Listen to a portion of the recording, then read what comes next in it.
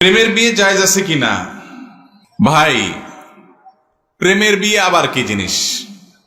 শরীয়তে বিয়ের জন্য অভিভাবকদের মাধ্যমে নিজেরা বিভিন্নভাবে যাচাই বাছাই করে ভালো জীবনসঙ্গী নির্বাচন করে বিয়ে শাদী করে ফেলবেন। বিয়ে শাদীর জন্য আগে ট্রায়াল বলতে কিচ্ছু নাই। ট্রায়াল, আগে ট্রায়াল দিয়া এরপর বিয়ে শাদীতে গেলেন।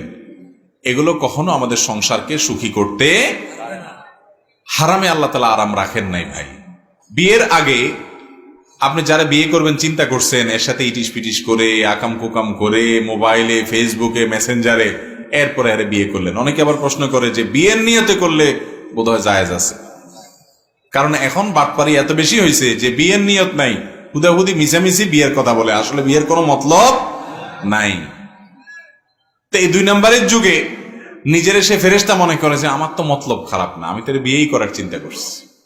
তো এরকম নিয়তেও কি হবে না, জায়েজ হবে। যারা মনে করেন যে বিয়ের নিয়তে বোধহয় বিয়ের আগে হারাম সম্পর্ক করলে, রিলেশন করলে, এটার নাম দিছে প্রেম। কিসের প্রেম? প্রেম তো হলো বিয়ের পরে স্বামী স্ত্রীর সাথে যেটা হয়, ওইটার নাম কি? এটা হলো 2 নম্বরই। এটা যদি প্রেম হয় তাহলে 2 নম্বরই কারে বলে? বিয়ের পরের যেটা হয় সেটা হলো 1 নম্বরই। সেটা হলো বিয়ের পরে স্বামী স্ত্রী একে অন্যকে ধোঁকা দেয়, এরকম ঘটনা ঘটে খুব কম। কিন্তু এই প্রেম নামে যেটার নাম দিয়েছেন আপনারা বিয়ের আগে, এইটাতে বেশিরভাগই হয় 2 নম্বরই। ঠিক না ঠিক? শুধু টাইম পাস, বদমাইশি ছাড়া আর কিচ্ছু। এমনকি নিয়ত যদি ভালো হয় তাতেও লাভ নাই। কারণ কোরবানের নিয়তে যদি কারোর গরু চুরি করেন, জায়েজ হবে? কি বলেন? কোরবানের নিয়তে গরু চুরি করা যেরকম না জায়েজ, বিয়ের নিয়তে প্রেম করাটাও। কথা কি বুঝাতে পারছি? বিয়ের আগে স্বামী স্ত্রীর মানে একটা বেগানা পুরুষ একটা বেগানা মেয়ে সম্পর্ক রাখতে, ঘরে ঘরে যুবকরা যে রোগে আক্রান্ত, ঘরে ঘরে এমন যুবক পাওয়া যায় না যার জীবনে 2-4টা এরকম আকাম কুকাম করেনি। ঠিক না ঠিক? আহা, যে যুবক তার যৌবনকে কালিমা মুক্ত রাখতে পেরেছে, সেই যুবকটি হলো জান্নাতি যুবক ইনশাআল্লাহ। সেই যুবক আল্লাহর আরশের নিচে ছায়া পাবে। সে যুবক বুক চেতিয়ে বলতে পারবে আমার চরিত্রে কখনো কালিমা লাগতে পারে নাই, অথবা কালিমা লেগেছে, আল্লাহর ভয় আসার সঙ্গে সঙ্গে আমি ফেরত এসেছি, আর কখনো আমি সেখানে ব্যাক করতে পারি নাই। এরকম যুবকের সংখ্যা সমাজে খুবই তলে তলে তলে তলে তলে তলে এই তথাকথিত প্রেমের রোগে আক্রান্ত। আল্লাহ তাআলা আমাদের যুবক ভাইদেরকে হেফাজত থাকার তৌফিক দান করুন। ভালোবাসা সব জমায় রাখেন যুবকরা। কার জন্য?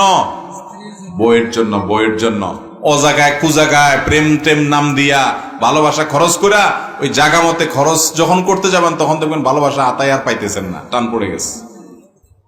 সফট ড্রিঙ্কসের জাঁজের মতো এটা।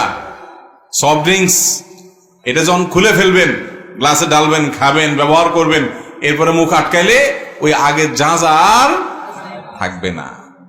এই ভালোবাসা আল্লাহ যা দিছে এটা সব জমায়েতন কার জন্য?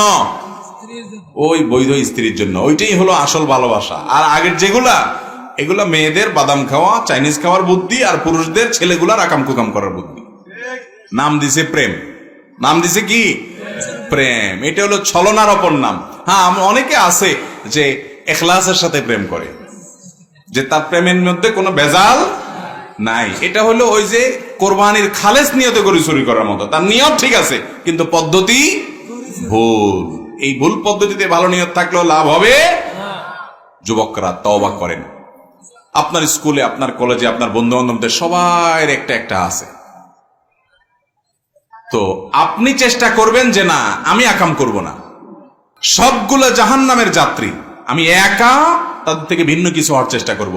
তালে তাল মিলান। আপনি সবাই যেরকম করে আপনি ওইদিকে হাঁটলেন, আপনি তো ঢিলা হয়ে গেলেন।